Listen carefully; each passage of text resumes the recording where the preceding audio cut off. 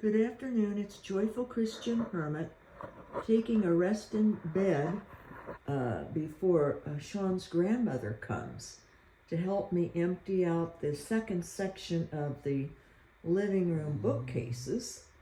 I'm going to vacuum the books and get them in boxes, and I'm going to paint the shelves. I'll put like a primer on, a certain kind of primer that helps fill in green, not a whole lot, but a little bit helps. And then I'm going to paint them lighter, not real light, but Sean came over to help me get the second of the hall closet doors in, and then I'm gonna get the coats hung up. Going to sell lots of them. I have ones that were given to me, things that I think will sell. My son had given me my dad's young cousin. He's a man that he was a professional photographer, famous nationally, very talented man, and he died of early Alzheimer's. But he had taken my son under his wing, taught him photography and outdoor skills, and they went canoeing trips and with his nephews also. So my son really had a lot of benefits that my daughters didn't have, but my daughters had like male coaches with their sports. My daughters were into sports more. My son was more into music and photography, journalism, things like that. He did play tennis in high school, but not for long. He thought he was better. He didn't want to have to practice. But he's in a career, but he ended up bicycling through Europe 3 different times, different parts of Europe. So he isn't opposed to hard work. Something with the sport, I think in high school with maturity level, he wanted to be better than what he was. He wanted to be easier and not have to work so hard. But also just wasn't his innate gift. And he was very gifted with music and writing and photography, technology, things like that. So, and obviously right out of college, he was, I think within 3 years, he was working as a investigative reporter with Inside Edition with CBS. So, he's had a wonderful career so far. Oh, anyway, I don't even know how I got off on that, but, coat. I have this marvelous, outdoor coat that will sell. I know it will sell. And just want to unload things. I never really had a chance getting to the island. Things were boxed and bagged up, and here they were. I immediately ended up having that major surgery and year recovery, and then started working on the house. So, and I don't need the stuff. In the Midwest, you have to have coats for fall, spring, that temperature period, and then heavy coat for winter. One for church and one for every day. One for play if you're a child. So, that's one of the hassles of living in a climate that has extremes, winter and summer, fall and spring. But so I have multitasking is what I've been doing. Yesterday, Sean's grandmother came over, and we got the first half, the larger section of books boxed up, and she runs circles around me. She's going to be 87 in November, and she is in great condition. Tiny little thing, and likes to work. So do I. I was thinking again about Sophia's wisdom, really, that she shared. And one point is that you don't want to do something, or, you shouldn't do something that is intentionally going to make the pain worse. But I'm sort of trapped. If I don't work hard and get up and keep moving, things that force me, then my arachnoiditis will get worse. If I do certain tasks up and being active, then my spine will get worse. So I have to stay up and active, but not lift heavy things. So Sean came today to shove the big heavy sofa. I've had it for 35 years now. He shoved that out of the way so I can get to the fireplace. I need to take the mantle down, and I'm hoping that the box that they have built with tile on it, a sitting area, it's maybe a foot out and a foot high, or 14 inches high and a foot deep, sort of a hearth, but a seat part that goes longer than the fireplace, and you could set items on it. But those are not trendy now, so I'm trying to make this house, for when it does need to be sold, if and when, to have it be contemporary to our times. And it will be easier also just to tile floor up to ceiling, rather than cutting and boxing in a boxed area. But I'm hoping that there's no pipe or gas pipe or anything running in that box in the front. But I'll find out when I take the tile off, because I doubt it's a closed in. It's probably just a framed in constructed box in front of the fireplace. The fireplace is up a little higher. So that'll be interesting to do. I'll have to beat it off, probably start beating with my sledgehammer and then use pry bar to get the rest off. And my chipper. I have a chipper that I use to help get my daughter's old tile up before she had new tile put down to match. So I'm just keeping busy, but I have to rest a lot. Yesterday I overdid. I have put trim up around some windows and in the bathroom, and I goofed up. It's been 7 years since I've done window trim finishing, and I'm getting the inner wrap okay, but I have mismeasured the header trim. I forgot to have it extend long enough, so I've redone a piece for the kitchen window, set of kitchen windows that go across there. 176.5 inch long board for the top trim piece. But then I mismeasured the side pieces of the entry hall window. So I'm relearning by making mistakes. But I only do one type of mistake once, and then I get it. But it's too bad that I didn't, I don't know, just think through better. I think my mind is very distracted. And that's one thing with the type of work one is doing, like doing this trimming. Really have to have the mind on what I'm doing and not veer off into contemplative prayer. And I am so used to going off into contemplation of God or of prayer. God then will sort of suggest, bring into mind that what to pray for. When I go into contemplation, the Holy Spirit does that for us. In unitive prayer, the whole action is all God's action. It isn't that we even are aware that we have gone into a meditative state or a unitive state with God, and we aren't even aware of what we are praying. We're just having a oneness with God. And when it's over, we know that we have had union with God. And prayer of union, a oneness. So it becomes God's prayer in that case. But contemplation, we have more awareness and more cooperation with that ourselves of what we're doing. But I am finding, I have to understand that, and I have to remind myself that the trim work is going to be the type of work that I will just have it be as an offering of prayer. And lately, I've just been telling God, just use it for whatever, for everything, everyone and everything, all.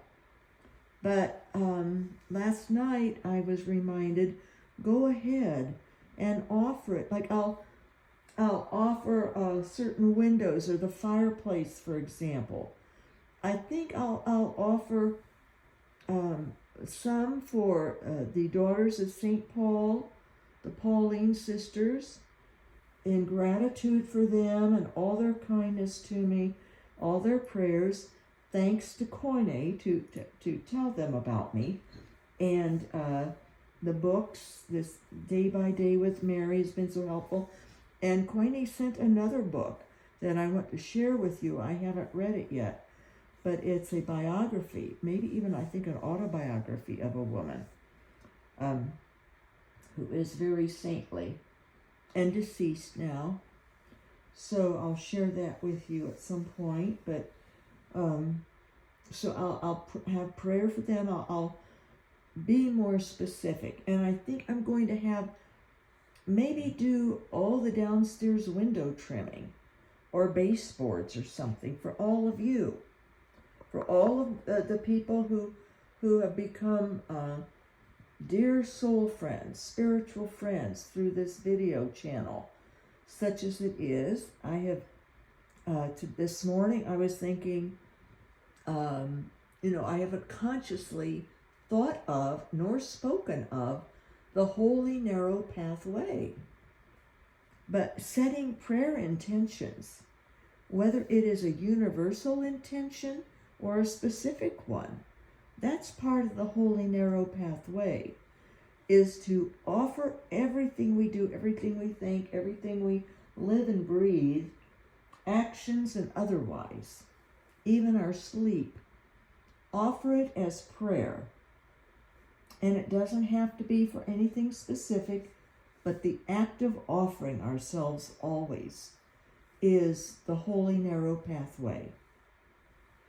And I was thinking again about the early Desert Fathers, the historic and traditional ones. And I think they are the hermits that God prefers. They were certainly blessed and followed all of the attributes and what has since been written about the hermit life that the church has written. They followed it.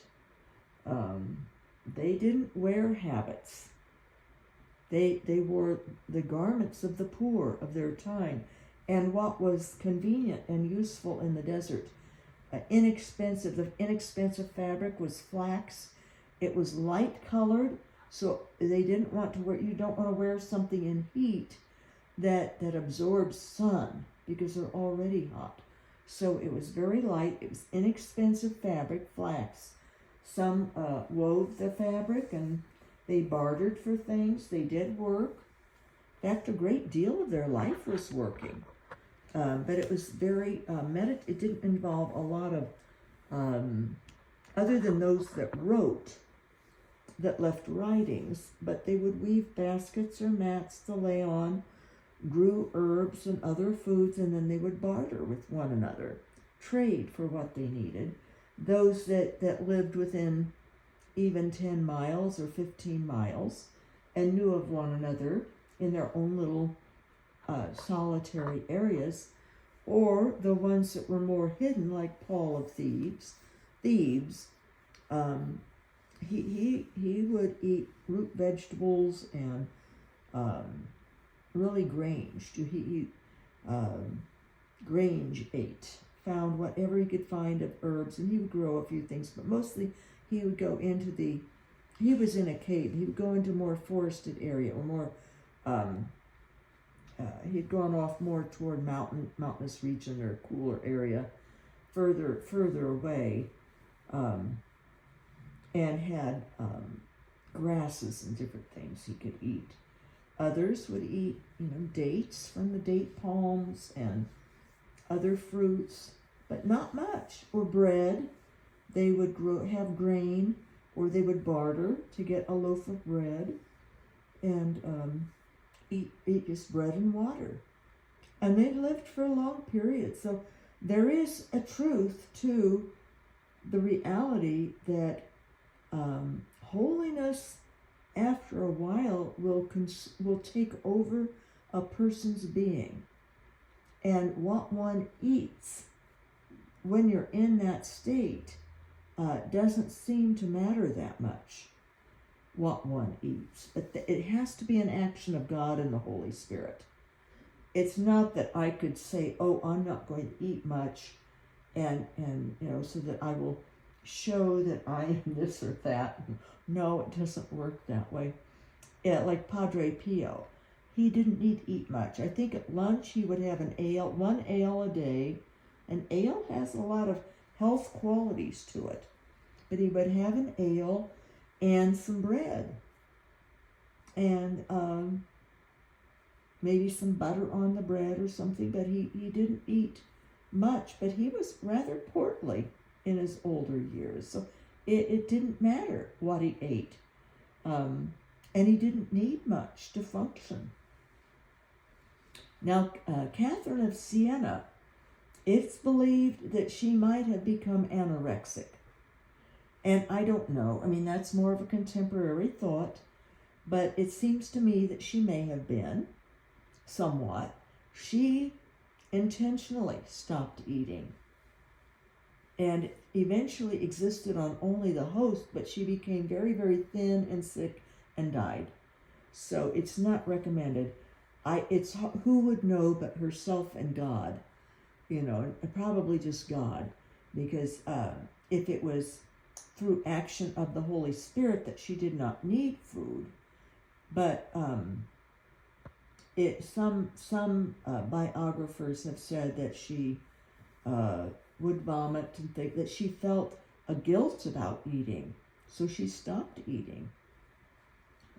Felt it was unholy, or that she, in deference to the poor, she would sacrifice. And that's not a healthy physically thing to do, but also it's not a spiritually healthy.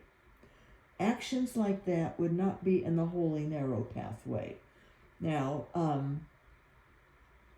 discipline and detaching from food, that's another situation. When the Holy Spirit and God, through whatever it is that goes on in the body and in the mind, when the person no longer desires food and you don't understand why, and you're not interested in food anymore because you're more interested in God and in, say, working and contemplating God. And that's one thing I want to emphasize. I am not just doing this work only for nursing home money. That was the reason to get another house, to try to do that. But once I found out for sure I had arachnoiditis, I knew, and my neurosurgeon, keeping active as long as you can to keep from being bedridden is best for the body, and it keeps the arachnoiditis from taking over as fast. But with someone like me with a terrible back, which often is the case when you have arachnoiditis, it comes often from some kind of a spine surgery or accident, or usually can be even an epidural injection that happens to go through the arachnoid membrane by a mistake by a surgeon or something. But it's, if you do too much lifting and heavy things, which maybe I did on the island because I didn't know I had arachnoiditis then, but it did maybe cause me to have the spine surgery.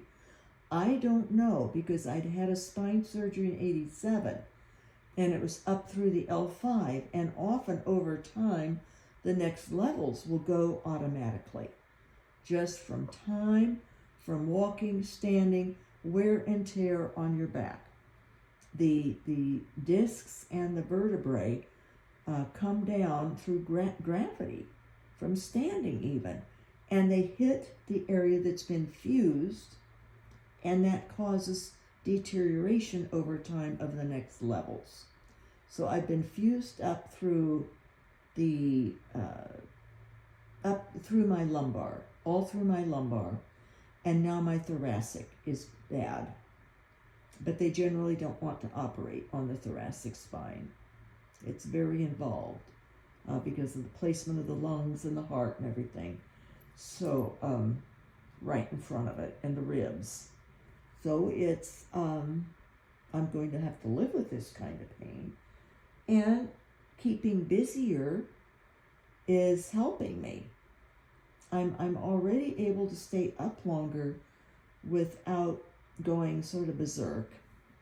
But I like this, anyway, I just wanted to mention, I am reminded of the Holy Narrow Pathway, and I have been neglecting that myself.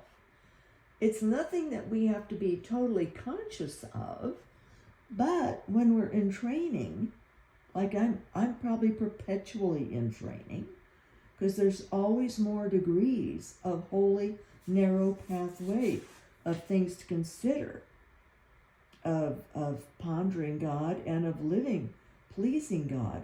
So here's this conference that Francis de Sales gave to the Daughters of Charity. That's the order that St. Jane Frances de Chantal, St. Francis de Sales' good friend. She is the co-founder of this order with Francis de Sales, the Daughters of Charity. So this is what he said. This was from 1650, the year 1650, November 7th. He talked to them. Imagine, my sisters, what pleasure God takes in contemplating a soul who takes care to please God, scrupulous about offering to him whatever she is about to undertake. Oh, it's unimaginable, sisters, and we are only too right to say that it gives God joy. Ah, yes, this is his joy, his pleasure, his delight. It is like the child who is eager to take to his father everything given to him. If someone gives him something, he cannot rest until he has found his father or his mother. Look, Father, see what I've got. I've been given this. I've done that. And the father takes unspeakable pleasure at seeing this child's obedience and little signs of love and dependence. And I will say, for little children, it is, I think, because the father is generally gone more, not as present to the child, that it's especially joyous for the child when the father pays attention and is pleased with something. And that's how it is with God. He's especially pleased with us. We are his children, but he is present to us always. And he knows what we've done. He knows our motives, but he takes a special joy when we take the time and the presence of mind, say, to offer whatever task or thoughts we are having as a gift to God, and with some special intention of love and sacrifice and prayer for someone or something, or for the praise of God alone. We can also do all things for the love of God. And then add on, please, Lord, use this for whatever you want, or for this or that situation, or this or that person. So, dearest sisters, that was my aside just right there. Now we're back to what Francis says. Dearest sisters, it is just the same with God, and to an even higher degree. When a soul says to him first thing in the morning, "Oh my God, I offer you everything that will happen to me today," and when in addition on those principal occasions for doing or suffering that arise, it glances towards his divine majesty to say wordlessly, or in words, you can say it either way, "See, oh my God, what I am about to do for your love alone." This meeting is a nuisance and difficult to bear, but for love of you, nothing is impossible for me. Say things like that. He's giving examples. Then, daughters, God increases his grace insofar as his goodness sees the use the soul makes of it. And if it has the strength to overcome some difficulty today, then tomorrow it will have enough to pass over some other, or many more, even greater and more annoying ones. So this is a good habit, a good discipline to develop. And, start with certain things, and after a while, make it conscious at first. Like, I forget to even offer my suffering. I have still a bed sore on my tailbone. I've lost weight, and my tailbone years ago had to be operated on. I've had lots. This is when I was in college. I had pilonidal cysts, and the surgeon said they were so bad he nearly had to take the tailbone out. And sometimes I wonder if he did part of it. It's very unusually bony. So I think, and I got an infection in it. That was in college. I ended up missing the next semester of college. Oh, come on in. Pat's here now. Anyway, practice these. Giving everything to God in all aspects. And we'll develop an ability to offer more and more and more. God bless you all.